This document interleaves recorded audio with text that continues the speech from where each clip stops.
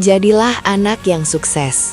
Tapi ingatlah nak, sukses bukan hanya tentang mendapat nilai 100, masuk sekolah favorit, atau memiliki pekerjaan hebat nanti.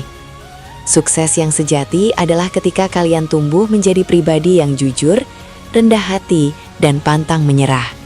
Dimanapun kalian berada nanti, hormatilah orang tua dan guru-guru kalian. Adab dan akhlak yang baik akan membuka pintu rezeki dan jalan kesuksesan yang tidak pernah kalian duga. Jangan takut gagal. Jika nanti pelajaran terasa sulit atau kalian merasa lelah, menangislah sebentar, lalu bangkitlah lagi. Kegagalan adalah guru yang akan membuat kalian lebih kuat. Teruslah bermimpi besar. Langit tidak memiliki batas, begitu pula dengan kemampuan kalian. Jangan lupakan ibadah. Sertakan Tuhan dalam setiap langkah dan cita-citamu. Selamat jalan anak-anakku, terbanglah yang tinggi, kepakan sayap kalian. Ukir cerita indah di tempat yang baru.